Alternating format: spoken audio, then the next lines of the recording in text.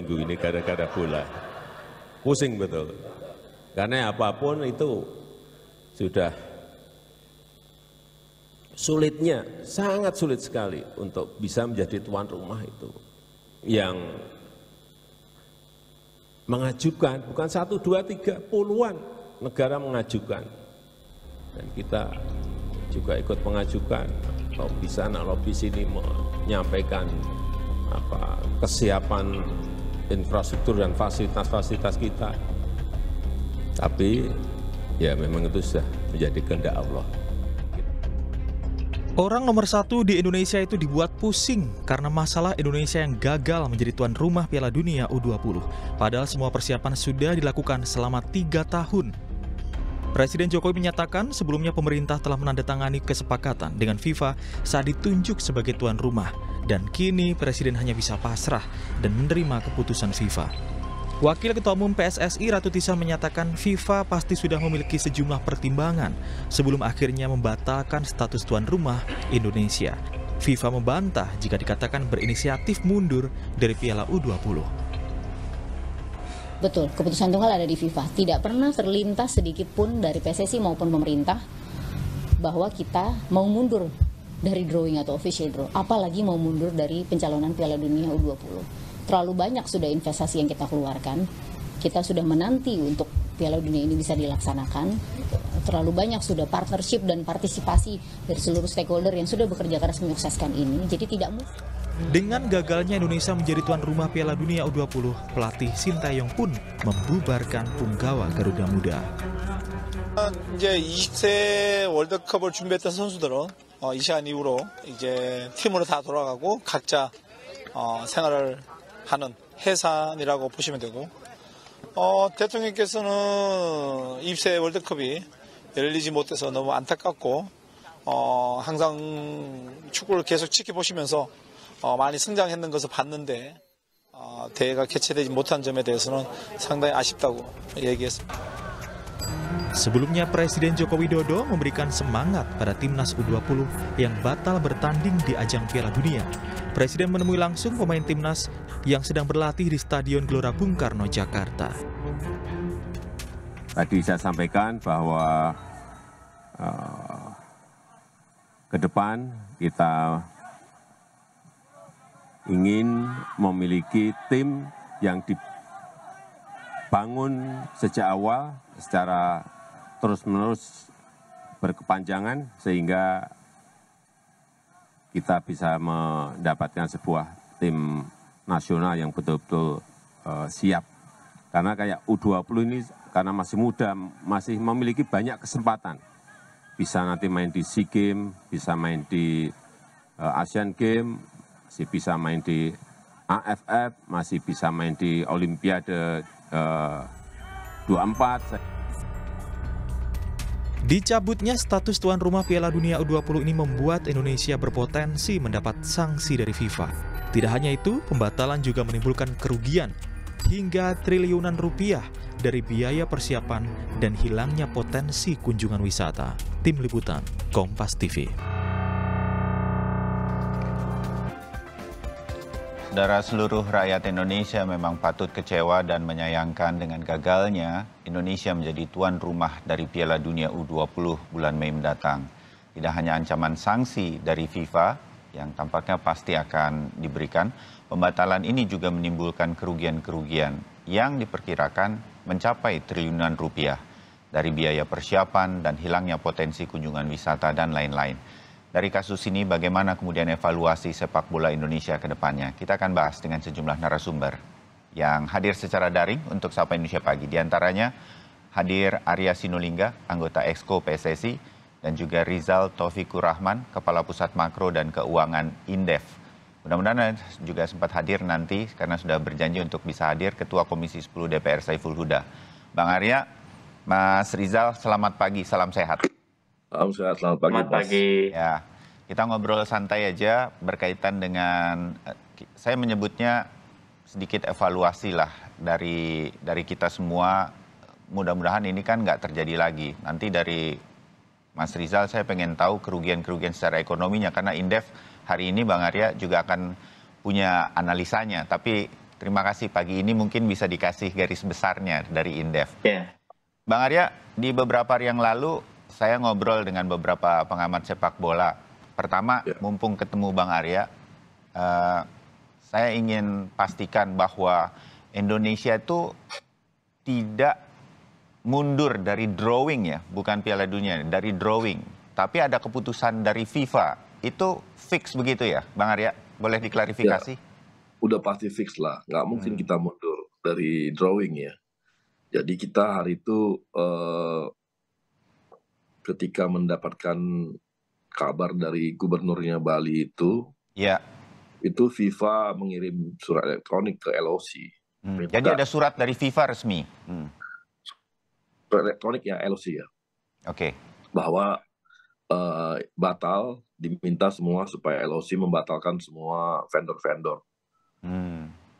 Jadi itu jelas dari FIFA, makanya kita, wah ini simpang siur, daripada simpang siur, bagus kita luruskan dengan mengatakan seperti itu. Tapi yang pasti nggak pernah mundur, masa mundur dari drawing gitu ya. Iya. Ada alasannya di surat FIFA itu kenapa drawingnya dibatalkan? Padahal kan kita siap aja kan sebetulnya untuk dilaksanakan, atau di kitanya memang terutama Pemprov Bali memang tidak memberikan izin? Kan dia keberatan. Oh, dan tidak bisa dipindah sedemikian rupa pada waktu itu, boleh tahu? Mas, kan nggak gampang ya memindahkan, ini kan bukan seperti kita janjian sama orang gitu. Ini menghadirkan 23 negara undangan di samping kita Indonesia, menyiapkan semua acaranya kan pasti namanya drawing Piala Dunia, pasti bikin badan besar, itu saja udah butuh biaya besar gitu ya. Hotel dan sebagainya, wah itu pasti mobilisasi orang juga sangat banyak ke sana. Dan jadi perhatian dunia, udah pasti itu tidak gampang memindahkannya, apalagi hanya beberapa hari sebelum ada drawing tersebut gitu, Mas. Dan itu jadi pertimbangan FIFA, udah jelas ya. Dan FIFA kan juga sudah ketika membatalkan Piala Dunia kan jelas suratnya bahwa ini karena situasi saat ini gitu. Bukan karena apa-apa. Ya, pasti situasi saat ini itu berkaitan dengan penolakan beberapa pihak di kita kan. Kita bisa membacanya seperti itu.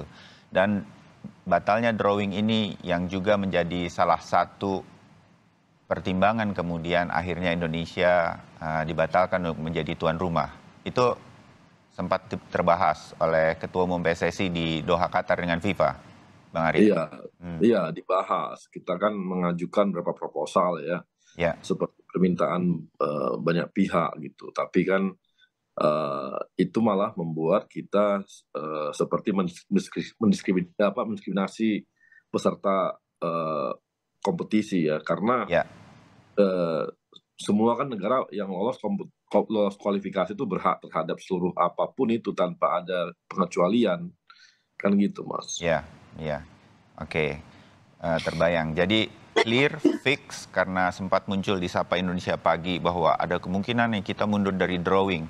Bang Arya Sinulinga, anggota Exco PSSI sudah mengklarifikasi, kita nggak pernah mundur dari drawing. Semua keputusan FIFA dan ada suratnya. Terima kasih Bang Arya. Nah, sebelum ke Bang Rizal, Bang Arya, PSSI sendiri pasca kemudian dapat kabar dari Doha, Qatar langsung dari Pak Erick Thohir, sampai saat ini sudah melihat apa saja sebetulnya kerugian PSSI dari perkembangan sepak bola kita ke depan sebagai sebuah hitung-hitungan, Bang Arya? Sebagai hitung-hitungan ya, ini kan artinya kerugiannya jelas, Mas ya. Di kita mereka kan dibina ini ya, udah lama. Cukup lama ya. Ada dua tim kita sebenarnya. Dulu kan harusnya tahun 2021, Mas. Ya. Tapi kan corona. Jadi sekarang tuh mereka jadi U20 tuh, anak-anak itu. 22, sorry.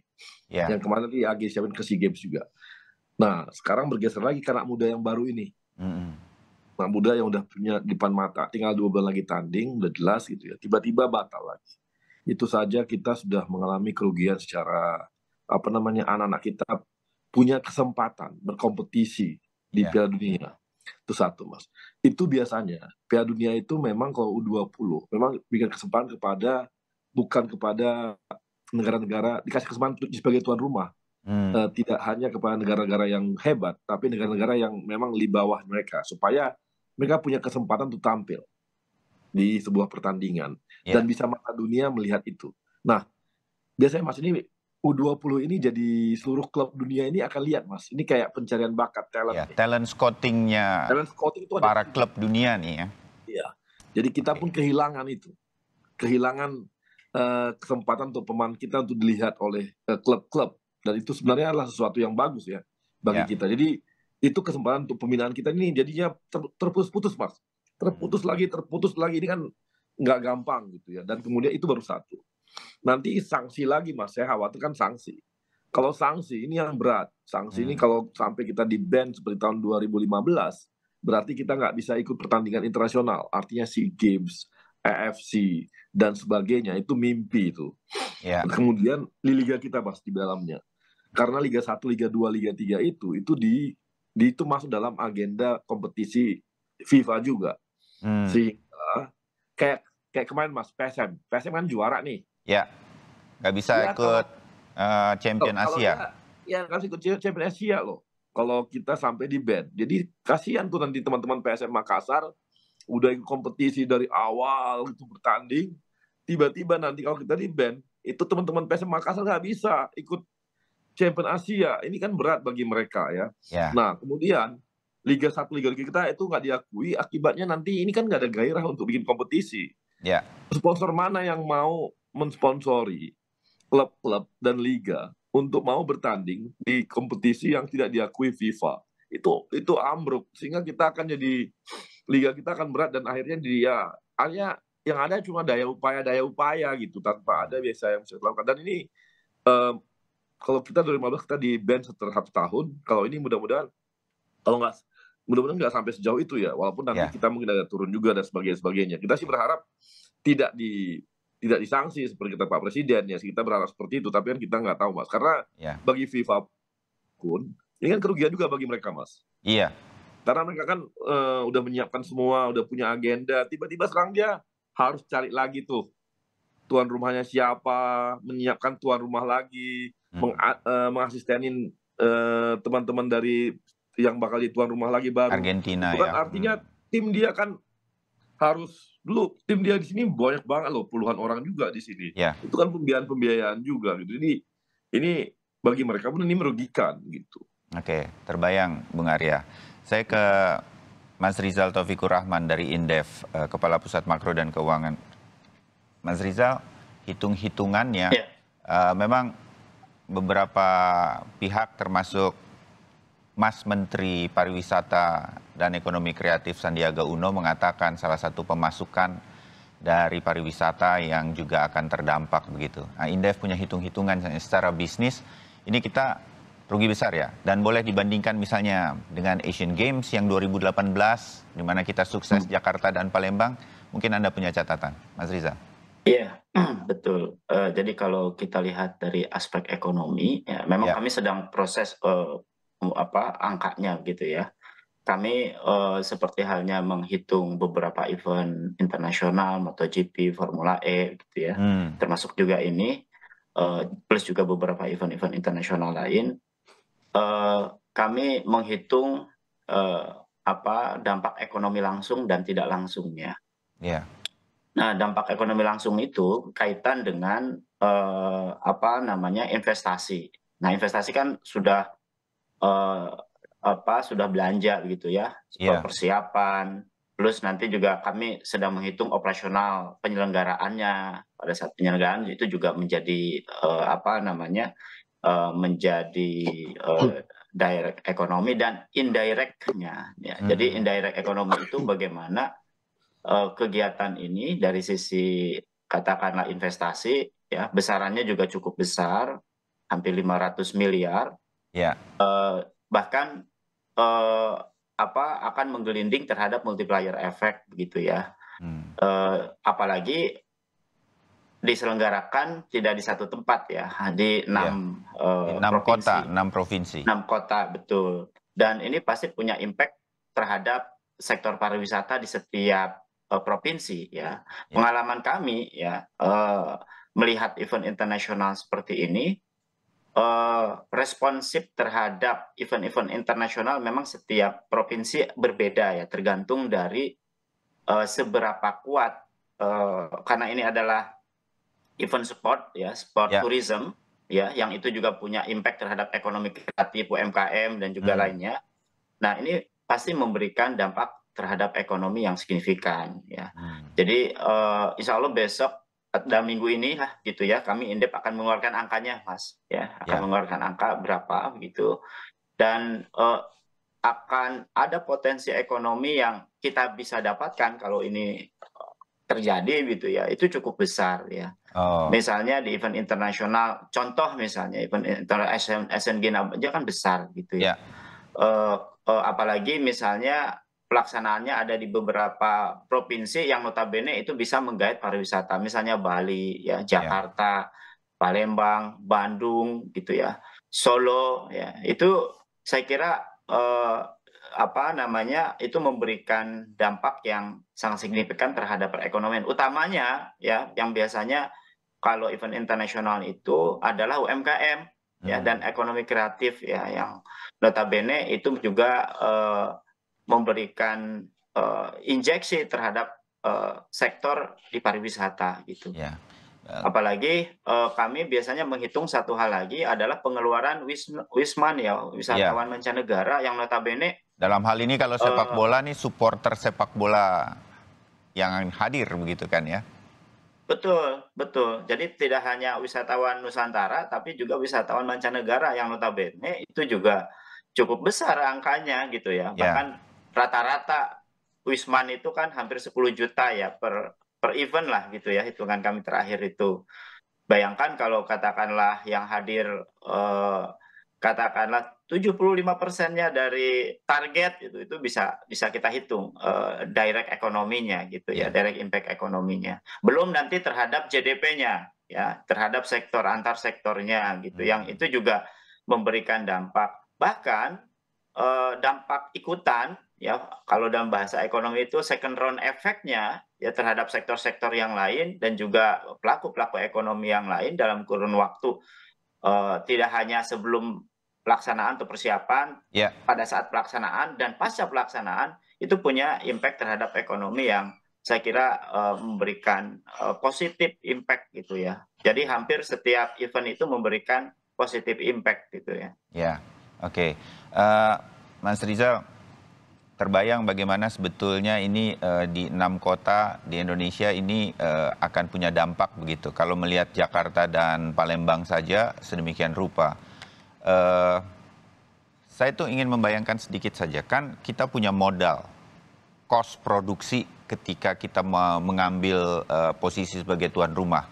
Kita kan udah keluar banyak nih, Kementerian PUPR, Kemenpora, untuk memperbaiki stadion dan infrastruktur di 6 kota, di 6 provinsi. Kan itu sudah dibangun sedemikian rupa. Sebetulnya itu kan bisa segera terpakai dan mungkin ada pemasukan kembali, entah dari tiket dan lain-lain, begitu bayangan saya. Tapi ini kan tidak terjadi. Nah, modal yang sebesar itu, sampai triliunan ini, di 6 kota perbaikan stadion ini jadi percuma dong ya? Atau gimana hitung-hitungannya? Kalau ini sudah batal, apakah ini akan ada penggantinya atau bagaimana itu? Indef melihatnya bagaimana menutupi ini? Atau sudah kita anggap rugi saja? Mas Riza? Oh, saya kira begini, saya kira revitalisasi stadion itu kan menjadi agenda lah gitu ya. Mau tidak mau kan ada depresiasi kan gitu ya, setiap konstruksi. Dan ini kalau dimanfaatkan untuk event yang besar tentu punya multiplier dan nilai tambah gitu ya dari pembangunan dan revitalisasi stadion di 6 wilayah ini. Saya kira perlu ada satu event gitu ya yang bisa memanfaatkan ini gitu ya, memanfaatkan ini. Saya kira tadi Pak Arya juga sudah menyampaikan, mudah-mudahan tidak di-ban ya Pak Arya ya. Jadi bisa dibuat event-event kompetisi tingkat nasional, kemudian juga untuk menyiapkan ke tingkat Asia, kemudian juga ke dunia.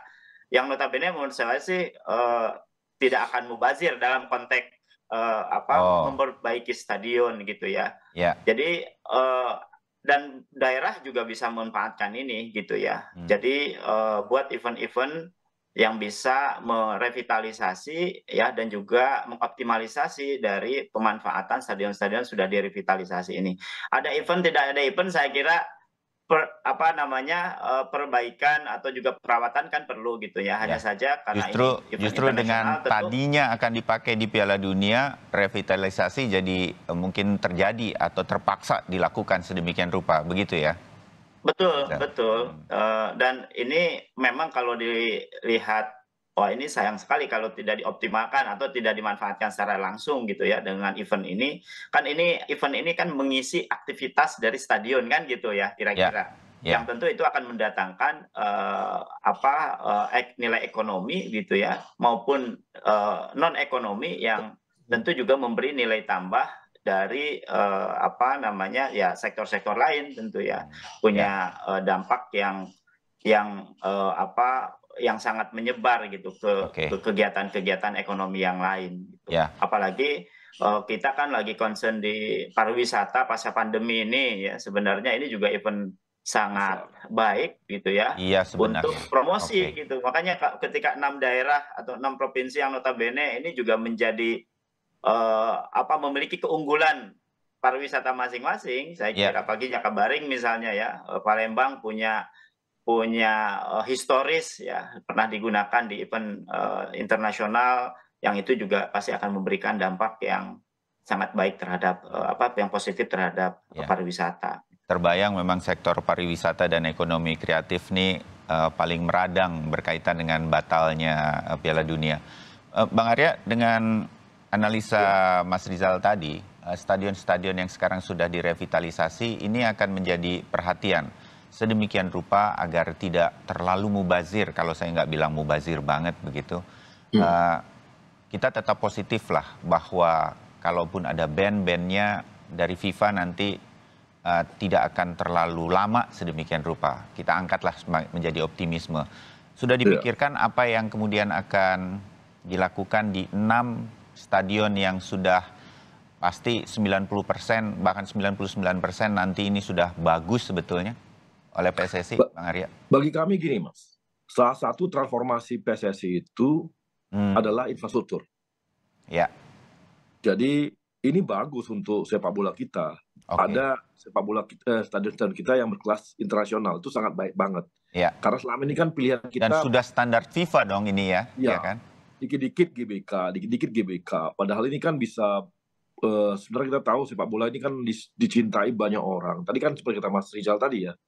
Kebayang gitu ya, kalau kayak di MotoGP itu kan hanya di Mandalika satu gitu.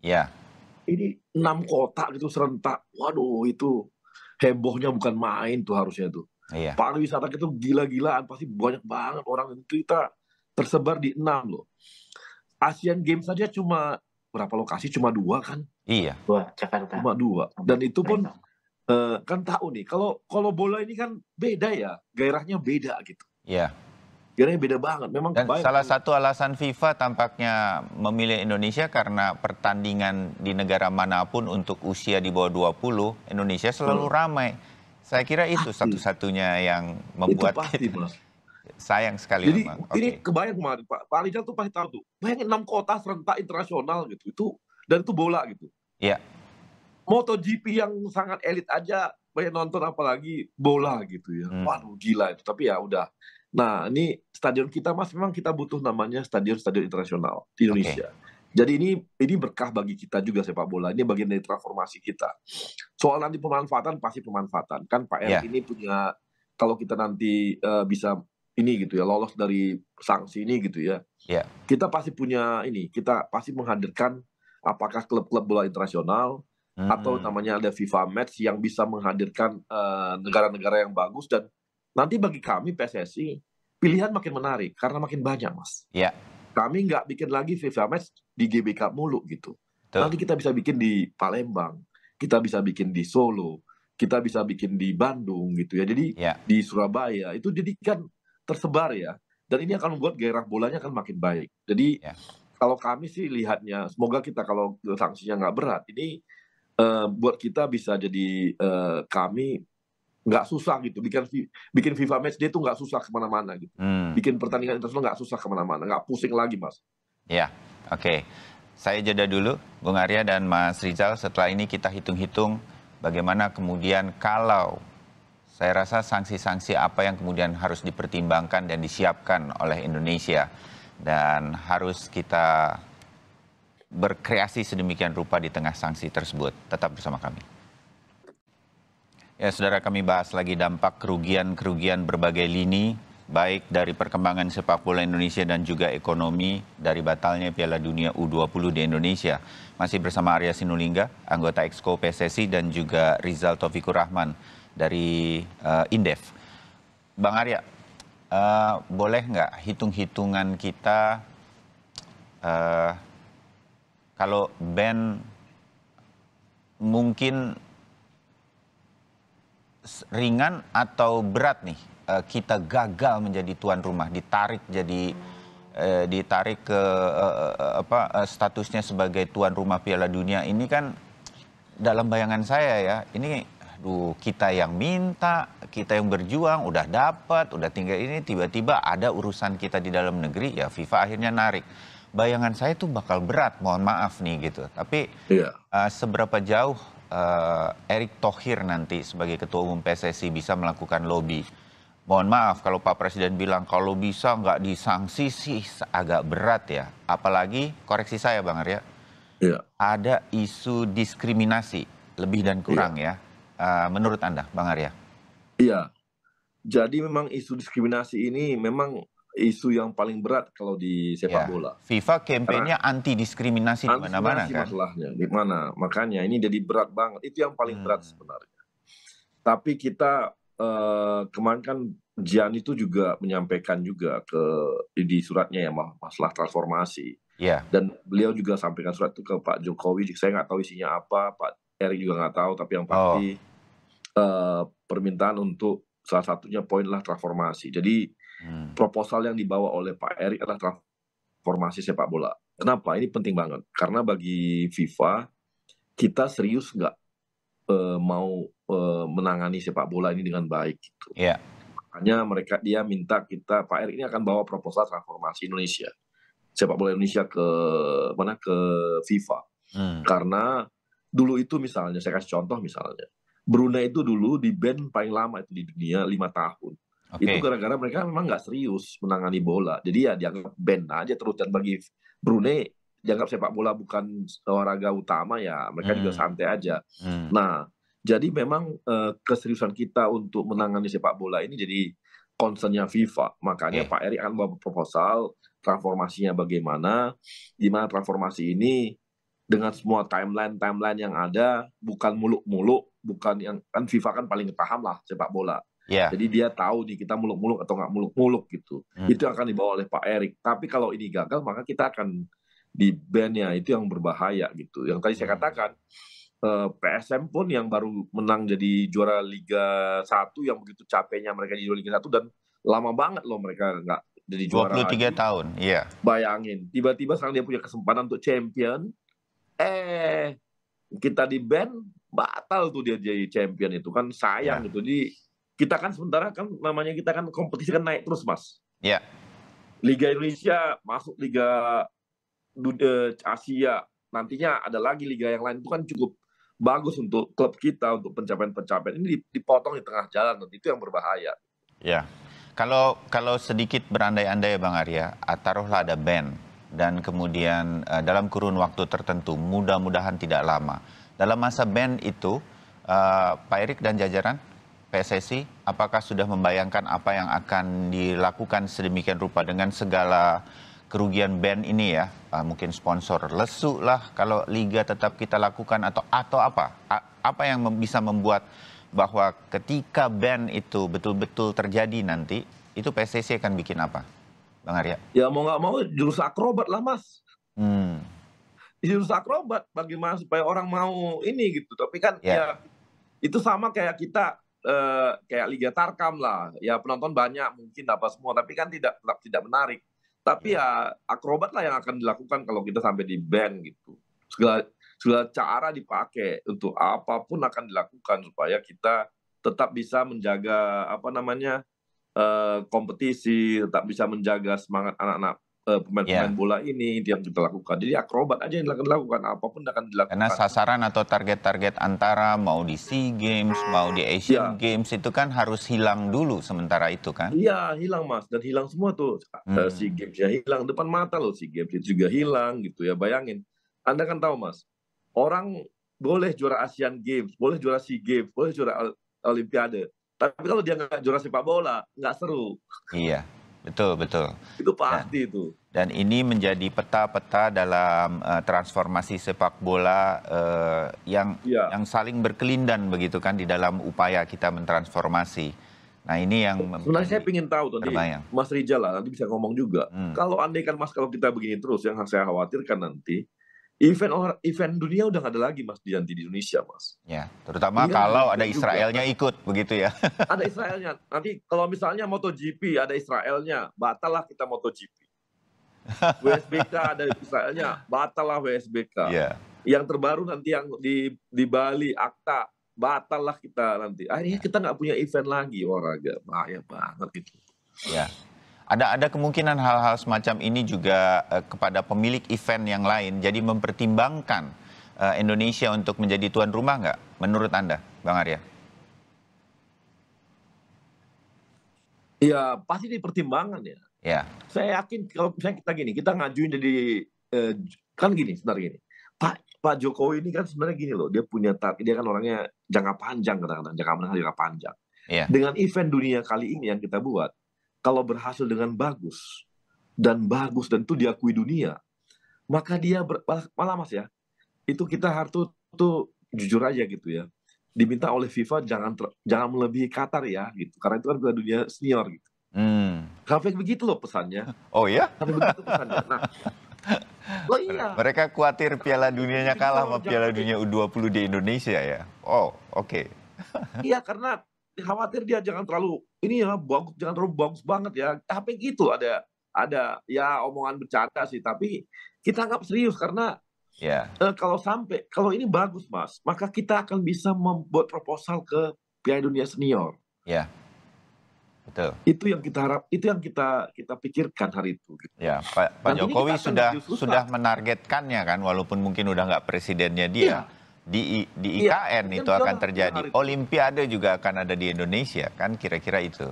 Iya, jadi bidding itu sekarang ini mau dibiding-bidingkan dengan cara ini event. Iya. Ini event yang akan dipakai sebagai jualan. Dan bisa kita bilang bidding-bidding kita ke arah sana ya harus mundur beberapa langkah dengan gagalnya Piala Dunia U20. Betul. Kemarin kan waktu G20 kan hadir Mas Gianni sini. Betul. Di Bali. Hadir loh. Ya. Di situ itu salah satu lobby untuk Piala Dunia senior itu loh. Ya. Jadi ini kan jadinya kita apa yang mau kita tunjukkan Mas bagi mereka, bagi dunia. Yang ada malah kegagalan kita gitu. Itu kan gara-gara ya inilah yang bahaya gitu. Iya. Oke. Mas Rizal dengan Olimpiade ya merembet lah. Nanti Olimpiade ada Israel loh, pasti. Ya udah pastilah itu kan. Ya. Tampaknya hal semacam ini perlu pertimbangan lagi banyak pihak terhadap Indonesia jadinya begitu ya. Padahal track record kita dalam event-event internasional sudah bagus ke belakang kan. Bagus. Mas Rizal, berkaitan dengan kemungkinan event itu, dengan catatan, Indef punya catatannya, nanti akan secara resmi dirilis oleh Indef. Kita menunggu tuh Mas, supaya jadi catatan para politisi di Indonesia, mudah-mudahan. Kita bisa kehilangan tuh event-event olahraga internasional.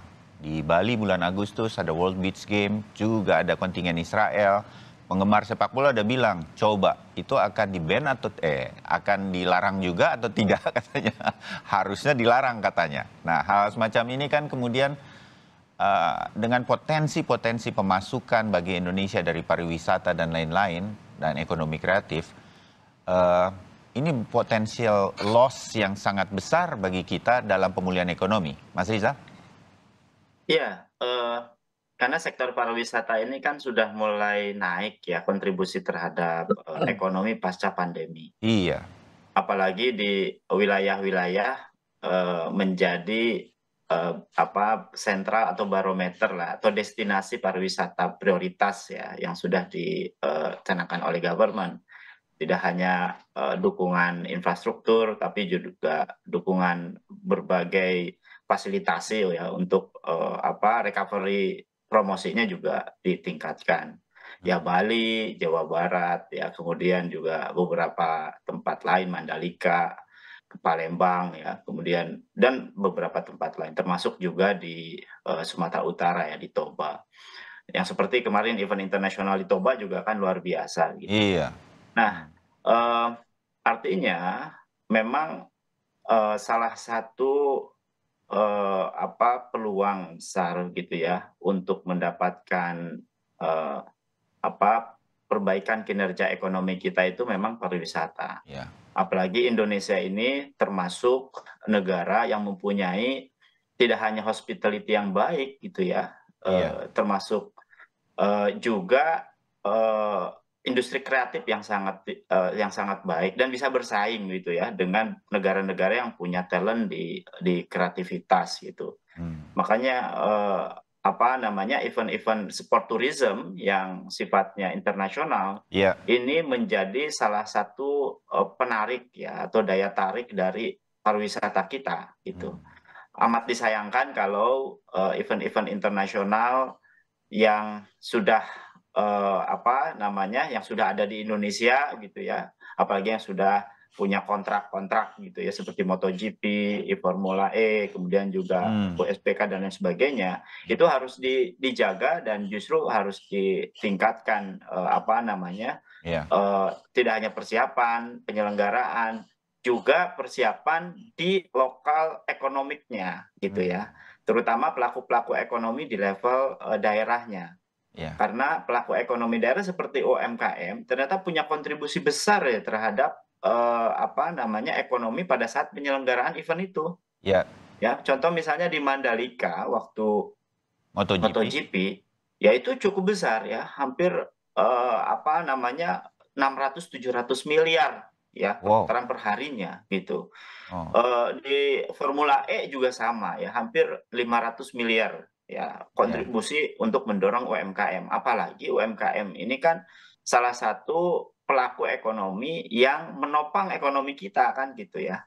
Jadi dan industri kreatif itu mayoritas ada di UMKM ya, levelnya ya, pelaku-pelakunya.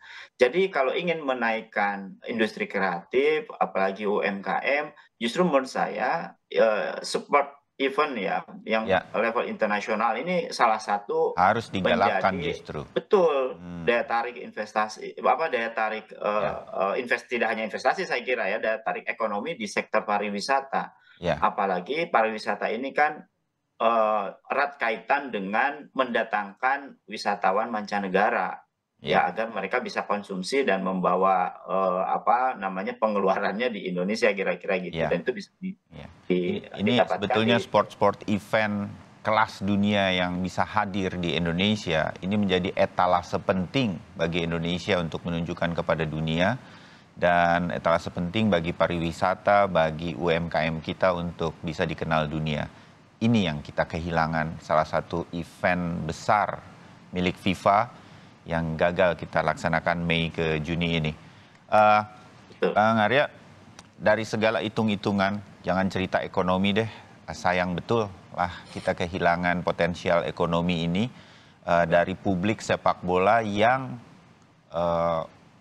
die hard fans untuk sepak bola itu bisa dilihat lah ya.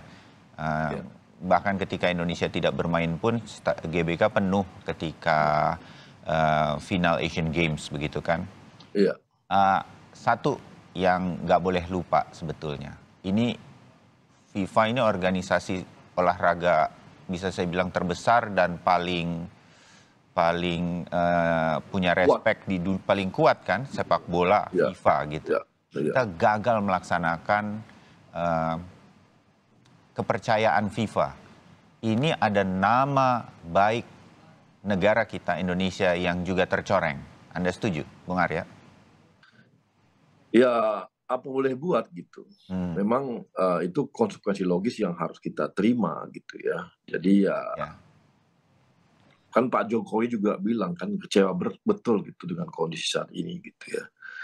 Dan tadi Mas ya, seperti Bang Rizal bilang ya, bahwa ini adalah sport tourism dan membangkitkan turisme di Indonesia. Mas dulu Mas kemarin waktu awal-awal bangkitnya kita corona, terus baru selesai corona bangkit, Bali itu disupport oleh PSSI loh untuk olahraga. Kenapa? Liga 1 dibuat 3 bulan di Bali. Itu satu cara supaya Bali itu bangkit, Mas. Bulu tangkis juga Indonesia terbuka. Jadi kita harus Liga 1 itu kan harus di pool lah ya. Di pool itu di Bali loh, di pool 3 bulan itu. Betul. Supaya turisme paling nggak lokal bangkit duluan gitu. Setelah itu baru nanti internasional. Jadi sebenarnya ini topangan-topangan dan ini catatan bagi banyak pihak loh terhadap kita semua gitu ya. Tapi ya ini resiko yang harus kita terima gitu. Mau nggak mau ya.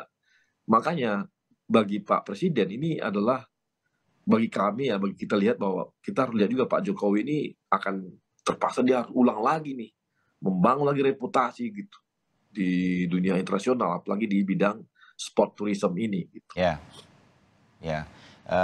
Ini sebuah kehilangan dan kita seperti kalaupun tidak memulainya dari nol, tetapi membangkitkan kepercayaan lagi dunia internasional untuk bisa menyelenggarakan event-event internasional, dalam hal ini sport event berkelas internasional. Kita harus membangun lagi kepercayaan-kepercayaan tersebut. Ini kehilangan bukan saja publik sepak bola, tapi ekonomi kita dan nama besar Indonesia yang harus kita tanggung bersama. Mudah-mudahan sepak bola kita bisa terus berkembang. Bandnya titip doa dan titip salam untuk Pak Eto agar bisa melobi semaksimal mungkin agar tidak terlalu berat, mudah-mudahan. Terima kasih untuk diskusinya Bang Arya, terima kasih Mas Rizal. Kita tunggu data-data lengkapnya nanti dari Indef ya, supaya orang mengerti bahwa kita kehilangan banyak potensi ekonomi juga di sana. Sampai ketemu di diskusi yang lain. Selamat pagi, salam sehat. Selamat pagi.